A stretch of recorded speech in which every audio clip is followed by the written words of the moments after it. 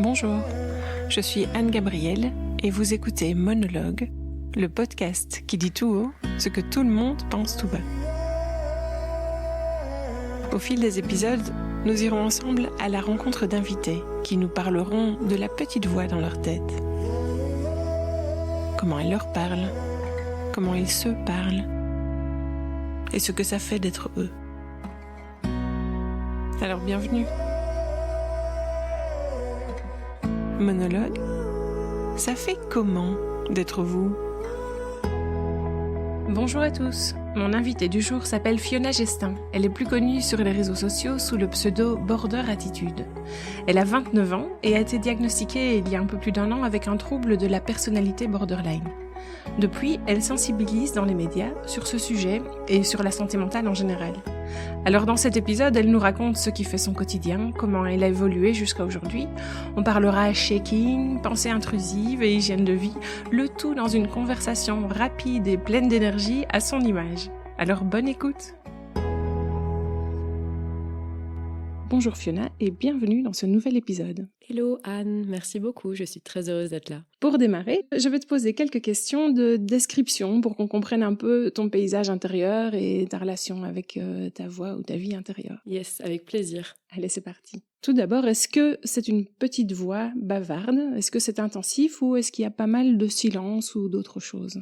Je pense que le silence se fait très rare et que cette petite voix est en effet non seulement bavarde, mais c'est du style quand même très très très intense, oui. Et quand tu te parles dans ta tête, est-ce que cette petite voix est plutôt monologue ou dialogue ?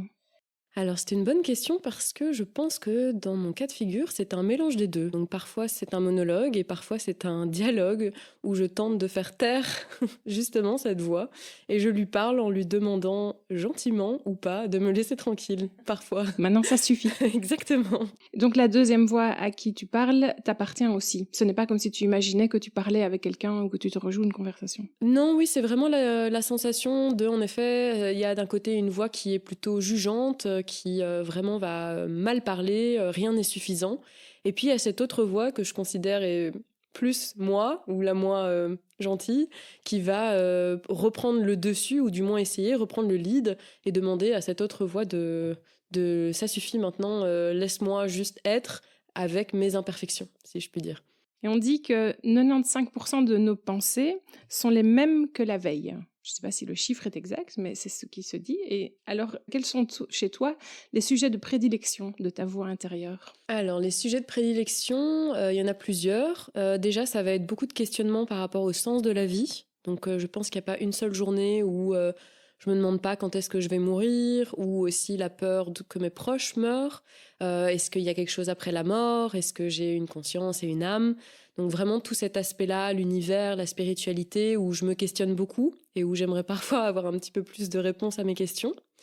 Et puis sinon, sur un autre domaine, je dirais que c'est beaucoup de l'ordre du « ce n'est pas assez ».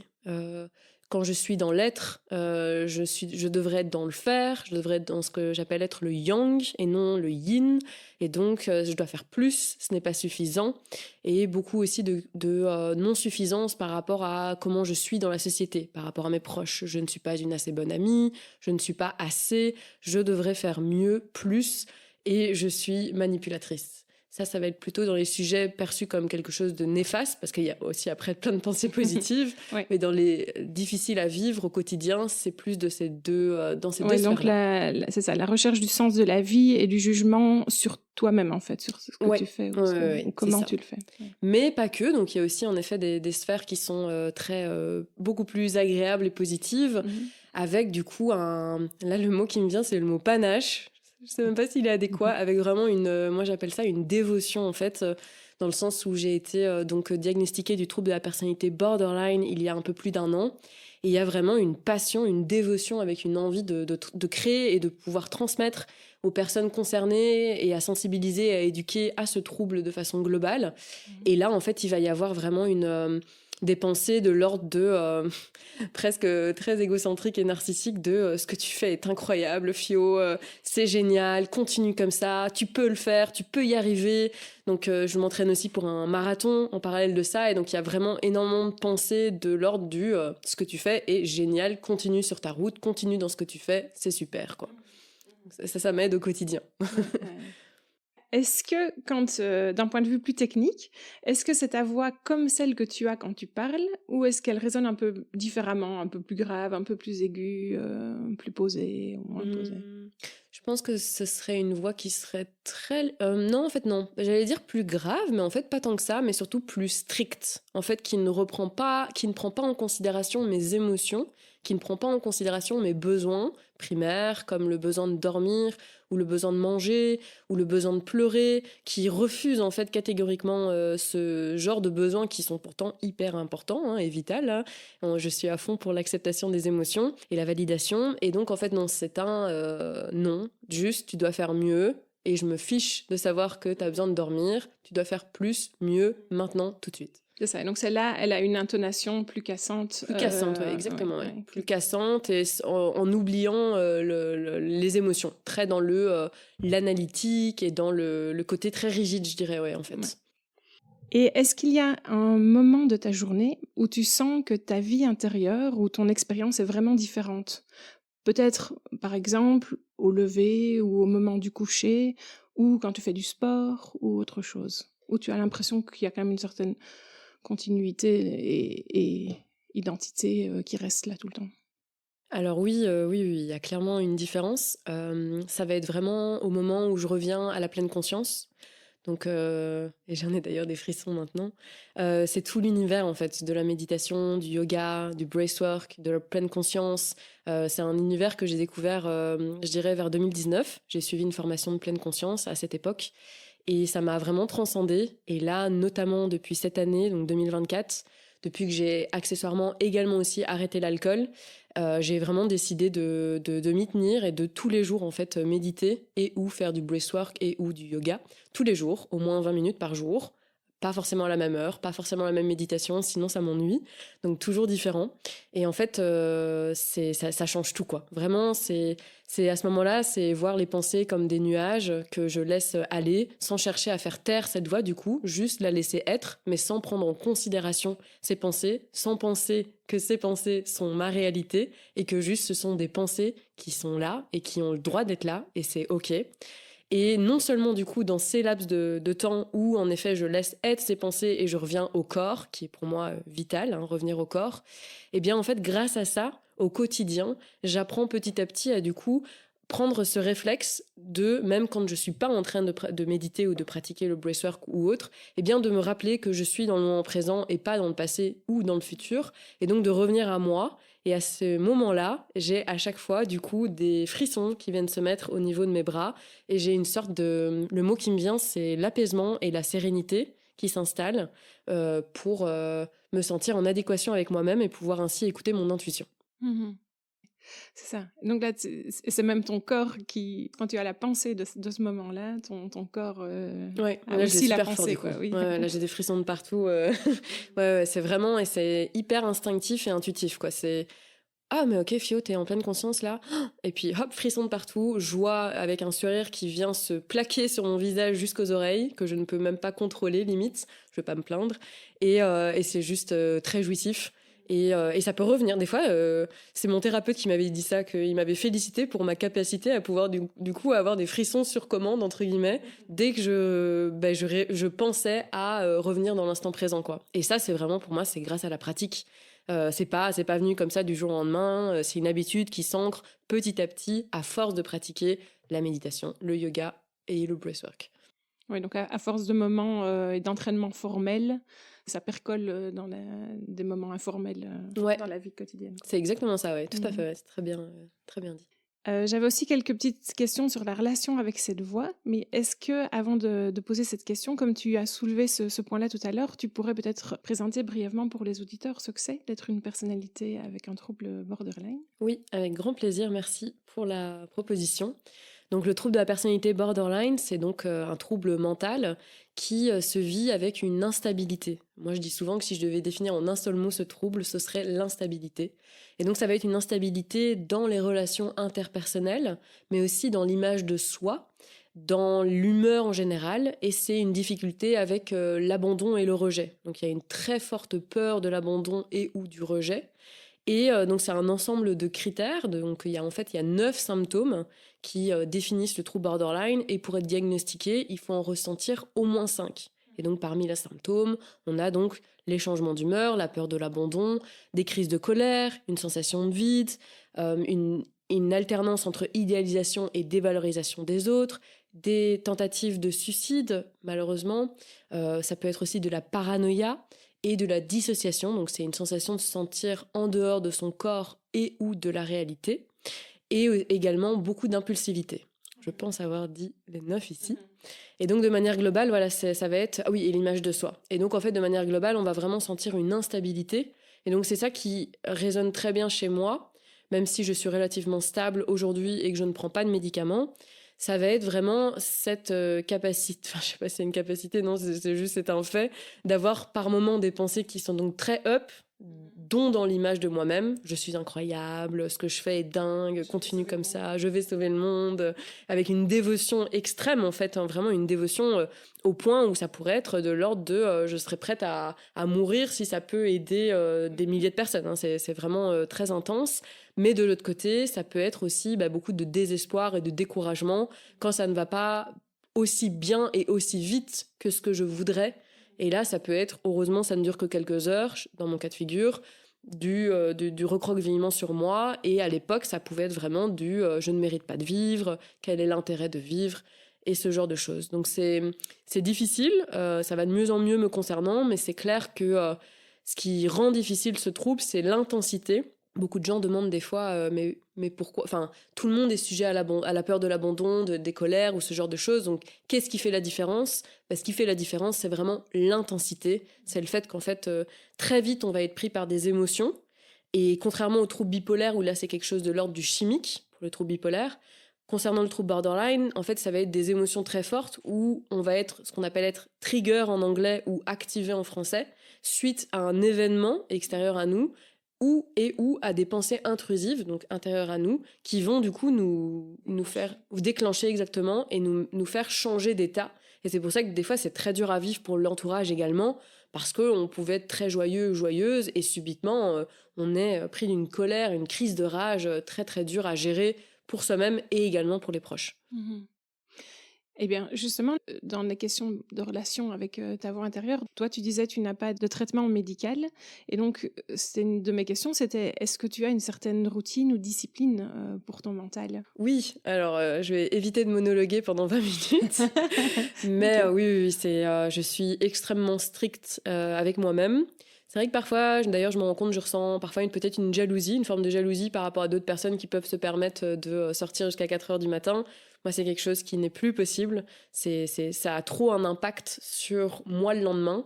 Donc, en effet, je ne prends pas de médicaments, mais il y a des trucs qui sont super stricts, comme 8 heures de sommeil, plusieurs siestes idéalement pendant la journée, donc 2 siestes de plus ou moins 15 minutes. Rien n'est fixé, c'est juste j'écoute mon corps et je sens que là, j'ai besoin de me reposer. Donc idéalement, et ça change tout, ça fait toute la différence, donc 15 minutes 1 ou 2 fois. Faire de la méditation de façon hebdomadaire, faire attention à ce que je mange, faire du sport 5 à 6 fois par semaine. Bon, ça, c'est parce que j'aime vraiment beaucoup aussi. Quoi d'autre dans ce que je fais vraiment au quotidien qui est vital? Non, je pense que c'est bracework, sport, c'est déjà pas mal. Bracework, sport, méditation, heure de sommeil, bien boire aussi, bien m'hydrater. Et sinon, très très important aussi, en fait, c'est la communication. Donc pour ma part, pendant des années, j'ai vécu des angoisses sociales qui étaient très dures à vivre parce qu'en fait, je ne conscientisais pas à l'époque que au fond de moi, j'avais des besoins et que je n'écoutais pas mes besoins et je ne partageais donc pas mes besoins. Et donc, j'étais prise par des angoisses sans comprendre pourquoi. Et donc, désormais, j'ai vraiment appris non seulement à écouter mon corps et à savoir quels étaient mes besoins, mais également à les partager, idéalement de façon non violente, pour que mon entourage puisse du coup comprendre et ainsi s'adapter et qu'on puisse trouver des compromis en fonction de mes besoins et des besoins des autres. pour s'ajuster, quoi. Donc, un de mes besoins classiques, ça pourrait être qu'alors que je suis avec des gens, à certains moments, j'ai besoin de me ressourcer toute seule et de me réguler 5 minutes en allant aux toilettes pour faire la cohérence cardiaque. Un autre de mes besoins, c'est que je suis très sujet au bruit et donc désormais j'ai acheté des bouchons d'oreilles qui se mettent autour de mon cou grâce à une cordelette et dès qu'il y a trop de bruit parce qu'on marche dans la rue et qu'il y a un camion qui passe, je mets mes bouchons. Je peux toujours écouter la conversation, mais c'est devenu un non négociable. L'objet que j'ai besoin avec moi, ce sont mes bouchons d'oreilles, par exemple. Donc tout est question pour moi d'écoute de soi et de pouvoir le partager. Et selon moi, en tout cas, j'ai pu me rendre compte que quand c'était dit de la bonne manière, de la juste manière, c'était en général très bien reçu. Et donc, du coup, pour arriver à conscientiser tout ça, tes besoins, comment prendre soin de ton corps aussi, tu as dû apprendre à écouter ce corps, j'imagine. Ouais. Alors, est-ce que ça, c'est quelque chose que tu as appris d'une certaine manière ou c'est juste venu avec le temps? Est-ce que tu saurais décrire ça éventuellement? C'est une très bonne question. C'est vrai que j'étais pas du tout dans l'écoute de mon corps. Donc le trouble borderline s'est manifesté quand j'avais 18 ans, de façon assez forte, du jour au lendemain, de façon assez extrême, avec un trouble anxieux généralisé. Et c'est vrai que je dis souvent qu'à l'époque, je ne savais même pas que le mot angoisse existait. J'avais aucune conscience des émotions. Moi, j'étais très dans le yang. J'ai reçu quand même une éducation très orientée sur être indépendante, être débrouillard et savoir gérer les choses et pouvoir avancer. Et c'est génial. Mais du coup, j'avais pas conscience qu'en fait, j'étais hypersensible, déjà bien depuis toute petite, que j'avais tendance à pleurer très facilement.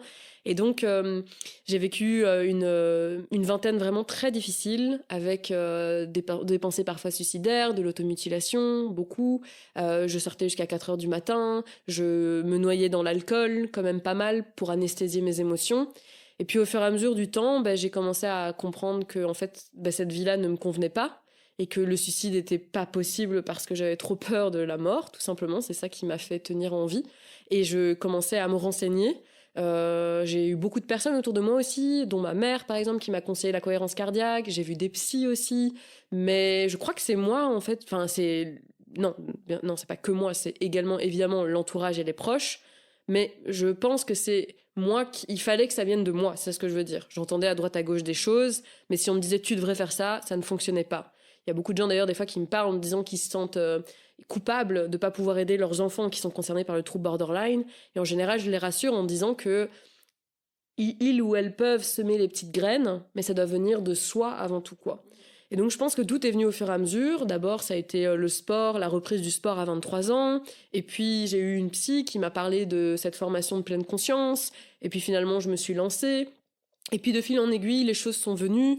Je suis très curieuse aussi, donc j'ai lu beaucoup, j'ai lu énormément de bouquins de développement personnel qui m'ont aidée dans un certain sens, et puis après moins parce que c'était trop, il y avait toujours moyen de plus avec le développement personnel, et puis petit à petit c'était trouver ce qui me convient, mais en même temps, voilà, de faire attention aussi à pas être dans le trop, quoi, parce qu'il y a toujours moyen de faire plus, donc oui, il y a tout ça, mais j'ai le droit aussi, de temps en temps, si je veux, à pouvoir, j'en sais rien, moi, manger une grosse glace au chocolat avec plein de pop-corn, c'est aussi OK, quoi. Donc, de trouver ce juste milieu, quoi, je pense. Donc, t'es revenu au corps petit à petit, en fait. Exactement. Ouais. Par tes lectures et par des conseils, en te laissant inspirer par les propositions. Mais effectivement, c'est vrai qu'il y a des choses... Moi, j'ai déjà eu ça aussi, des choses qu'on m'a déjà dites plein de fois. Et puis un jour, je ne sais pas pourquoi, ça fait complètement tilt dans ma tête. Mais je me rends bien compte que ce n'est pas la première fois que je l'entends, mais c'est à ce moment-là que ça fait tilt, quoi. Ouais, c'est exactement ça. Ça, on ne s'est pas forcé, ça. Ouais, et il y a vraiment un truc... Même des fois, je me rends compte dans mes lectures, par exemple, que donc j'ai tendance à être intéressée par plein de choses différentes. Et des fois, je suis dans un sujet et puis... je sens que finalement, c'est pas pour tout de suite. Donc, je laisse tomber le sujet et c'est plus tard, des fois 1 an, des fois 2, 3, 6 mois ou quoi, que là, je me sens prête. Et j'aime bien toujours cette phrase de c'est OK, quoi. Quelle que soit la chose, c'est OK. C'est pas pour maintenant ou c'est pour maintenant et c'est OK. OK, c'est OK. Oui. J'aurais bien aimé te proposer aussi un petit quiz émotion, si tu veux bien. OK, avec plaisir. Oui. Donc, on a déjà eu un peu une idée de ton paysage intérieur en termes de mental. On a un peu abordé aussi les perceptions, la relation au corps et l'importance de ça. Donc maintenant, je te propose ce petit quiz des émotions. Alors d'abord, qu'est-ce que tu es très facilement? Comme émotion? Oui. La joie et le désespoir. Et c'est quoi le top 3 de tes peurs? La peur de la mort, La peur de finir seule et la peur qu'on me dise que, en fait, donc ça c'est classique du syndrome de l'imposteur, qu'on me dise qu'en fait on a vu clair dans mon jeu et que je ne suis qu'une manipulatrice qui veut juste avoir de la gloire et qui en fait s'en fiche des autres. Et est-ce que ta voix intérieure est facilement indulgente? La première réponse qui m'est venue, c'est non. Elle apprend à l'être un petit peu. Est-ce que tu sens que tu dois souvent cacher ce que tu ressens? Ou est-ce que tu te sens assez libre de l'exprimer? Alors là, plus du tout. Là, vraiment, et ça fait un bien fou, je sens une différence de folie. C'est vraiment ce diagnostic et tout ce que j'entreprends avec Border Attitude, donc mon nom de scène pour le trouble borderline. Non, là, vraiment, ouais, je me sens très authentique, comme je le suis d'ailleurs maintenant. J'ai aucun problème à partager le fond du fond du fond de ma personne. Même si évidemment ça fait peur le jugement des gens, tout simplement parce que je me dis que ça peut aider au moins une personne, et ben c'est trop bien en fait. L'amour, l'amitié, c'est ce qui te porte ou c'est quand même assez vite compliqué? C'est très compliqué. J'ai ce qu'on appelle être un style d'attachement désorganisé, ce qui fait que j'oscille beaucoup entre le besoin de fusion et d'amour, et en même temps quand je l'ai, j'ai envie de prendre mes jambes à mon cou. Donc c'est dur, et en même temps, pour moi, c'est hyper important. Et donc, c'est pour ça que je fais tout ce travail, dont notamment en thérapie, pour apprendre à être plus sécure dans mes relations. Parce que c'est vital, ouais. Nous sommes, comme j'entends souvent dans un podcast que j'écoute, nous sommes des êtres de relation. Je suis bien d'accord. Et quand tu as des moments de colère qui t'emportent, tu fais quoi tout ça? Alors, dans mes moments de colère, c'est en général c'est très particulier parce que je me retrouve en fait avec d'un côté, j'en veux à la personne, et en même temps que j'en veux à la personne, je me remets en question en me demandant si elle a peut-être pas raison et que c'est moi le problème. Et donc il y a vraiment un truc très paradoxal de mais c'est elle, c'est moi, je sais pas. Donc des fois je demande à une amie aussi qu'est-ce que tu penses de la situation, est-ce que c'est moi qui exagère, pour essayer d'être toujours le plus possible dans la remise en question, pour essayer du coup d'évoluer. Et cette colère en tant que telle, je déteste m'énerver auprès de quelqu'un. Désolée à mes parents s'ils m'écoutent, parce que c'est arrivé beaucoup de fois. Donc j'ai essayé maintenant de prendre le temps de me ressourcer, de vraiment partir dans mon coin, quitte à prévenir la personne, je ne suis pas capable de parler maintenant parce que sinon je vais m'énerver. Donc je m'isole, et là je vais utiliser des techniques non, c'est trop. Non, je vais plutôt utiliser des techniques de shaking à ce moment-là, donc faire du sport, courir, bouger le corps, donc du shaking, parce qu'à ce moment-là, c'est pas la respiration qui est adéquate. C'est là ce qu'il faut, il y a trop d'adrénaline, il faut que ça sorte, donc c'est vraiment le mouvement qui va vraiment m'apaiser. Et puis ensuite, une fois que j'aurai les idées plus claires et que je serai plus rationnelle, je verrai comment je peux temporiser ce qui s'est passé et voir comment évoluer en fait. Ah oui, c'est ça. Si t'as pas la possibilité d'enfiler tes baskets, tu peux, en restant sur place, un peu sautiller, faire bouger les bras, les jambes. Ouais, faire des jumping jacks, ce genre-là, ouais. C'est ça. Évacuer Évacuer, le surplus. exactement. Ok. Alors pour la dernière partie de cette interview, j'ai encore quelques questions subsidiaires pour toi, pour parfaire peut-être ton portrait, le portrait de ta vie intérieure. Une première question qui est peut-être plus liée à des ressentis, c'est est-ce qu'en termes de musique ou même d'art en général, il y a une œuvre qui résonne particulièrement en toi, qui te donne l'impression qu'elle a été écrite ou faite pour toi? Alors, j'ai pas de... je sais que ça résonne chez beaucoup de gens. Moi, je n'ai pas beaucoup ça, pour être honnête, avec l'art. Ce que je vais plutôt avoir, c'est que j'ai une mémoire qui est très associative. Et donc, du coup, quand j'écoute des musiques, j'ai en fait, sans même le vouloir, j'ai des flashbacks de ma vie qui reviennent de quand j'ai écouté cette musique. Et j'ai une mémoire qui est particulièrement associative, en rapport avec la musique ou autre. Donc du coup, des fois, d'écouter des musiques, c'est chouette parce que ça me rappelle des moments de ma vie qui sont finis du coup, mais qui ont été des chouettes époques. Donc je vais plutôt ressentir ça, mais par rapport à l'art en tant que tel, je vais rarement dans les musées ou ce genre de choses parce qu'en fait, l'art à proprement parler n'est pas quelque chose qui, en tout cas jusqu'à aujourd'hui, qui me touche. C'est ça. Donc ici, tu joues sur le souvenir et un peu sur le côté Madeleine de Proust Oui. de la musique, quoi. Oui, c'est ça, oui, voilà. Ouais, c'est sympa. Et sur une échelle de 0 à 10, tu scores où pour ton bonheur dans les 7 derniers jours? Moi, je vais dire quand même, là, comme ça, je le laisse 7 ou 8. parce que même si il y a toujours des moments de down et de désespoir que je vis régulièrement, qui heureusement me durent quelques heures, je sens en globalité que j'évolue vers ce que je veux, vers ce que je tends, et que c'est ça qui m'importe le plus. Je crois que pour moi, une de mes plus grandes peurs, pourtant tu m'as demandé tout à l'heure, ce serait de stagner en fait. De stagner et d'avoir la sensation de ne pas évoluer. Or, ces 7 derniers jours, quand je reprends mes projets, mes objectifs, je vois que j'évolue dans ce que je veux et c'est ça qui m'importe. Et j'ai la sensation de me sentir utile à travers ce que je fais avec Border Attitude, mais aussi avec mes proches qui me disent régulièrement que je les aide au quotidien pour apprendre à justement mieux communiquer, mieux écouter leurs émotions et que j'ai l'impression d'être du coup que ça les aide, d'être une aide positive du coup pour eux. Et ça, c'est important. Donc en globalité, voilà, c'est cool. Et enfin, est-ce que c'est important pour toi de comprendre, ne fût-ce qu'en partie, l'expérience humaine ou peut-être même lui donner un sens, ou bien tu préfères vivre le truc à fond et on verra où ça nous mènera? Je pense qu'on pourrait comprendre qu'a priori, je tends plutôt vers le 1. Donc en effet, que oui, que pour moi, je suis en quête de sens perpétuel. Et ça n'a pas été évident dans ma vie pendant de nombreuses années. Et que c'est vital pour moi de... Je ne supporte pas, en fait, et de nouveau, c'est ça ma crainte, c'est de juste profiter. Je ne juge pas du tout les gens qui le font, et grand bien leur face. Mais pour ma part, j'ai besoin d'avoir du sens dans ce que je fais et d'apporter ma petite pierre à l'édifice, entre guillemets, dans ce monde, quoi. C'est vital, quoi. Et parfois, du coup, ça me hante et je suis désespérée parce que ce n'est pas assez. Mais en même temps, c'est ça qui me booste à toujours chercher et continuer dans cette quête. Eh bien, nous voici arrivés déjà au terme de cette interview. Je voulais te demander à ce stade-ci si tu as aimé l'exercice. Ouais, c'était très chouette. En fait, je suis en train de me rendre compte que j'ai vraiment pas vu le temps passer. J'ai l'impression que ça fait 10 minutes, je comprends pas quoi. Ça me fait à chaque fois ça en podcast, c'est fou. Est-ce qu'il y a quelque chose que tu aurais envie d'ajouter par rapport à ce dont on a parlé jusque-là ou que tu voudrais ajouter à l'attention de nos auditeurs en termes de relation avec sa voix intérieure? Oui, il y a 2 choses qui me viennent. En premier, une chose à rajouter et ensuite plutôt mon message. La première chose, c'est que je n'avais pas parlé de tout ce qui concernait aussi la stimulation. Donc pour ma part, j'ai pu me rendre compte que en fait, les pensées intrusives, elles avaient tendance à venir lorsque je n'étais pas assez stimulée. Stimulée soit physiquement, soit intellectuellement. Donc j'ai tendance, par exemple, mon cerveau, il va en général très très vite, il a besoin de stimulation.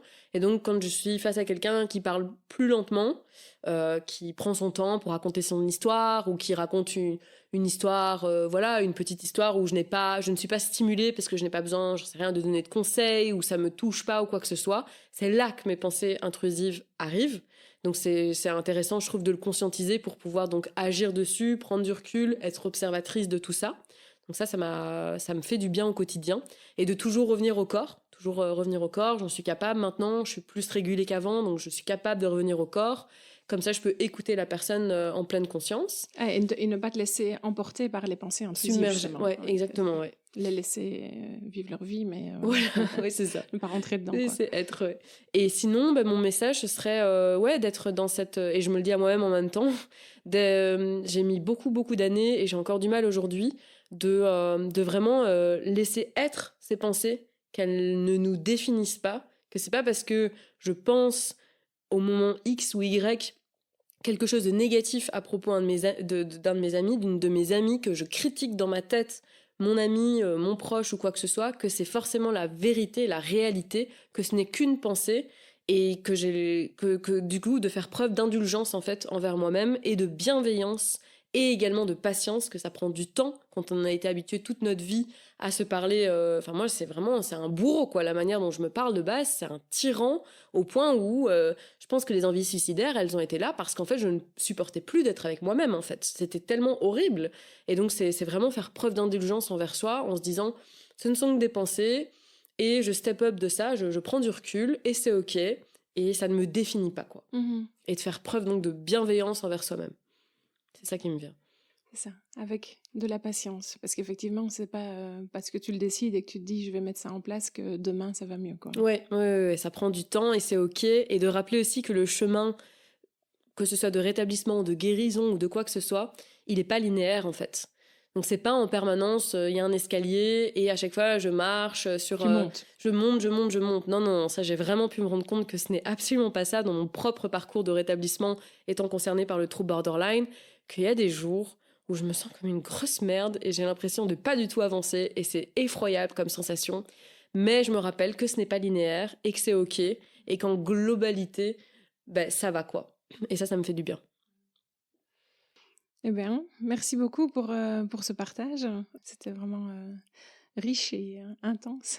Avec plaisir. C'est peut-être aussi le moment de rappeler à nos auditeurs que justement, comme tu disais que tu communiques dans les médias et les réseaux sociaux, tu as un site internet. C'est ça, ouais. Donc mon site, c'est borderattitude.fr et mon nom sur les réseaux ou autres, c'est Border Attitude.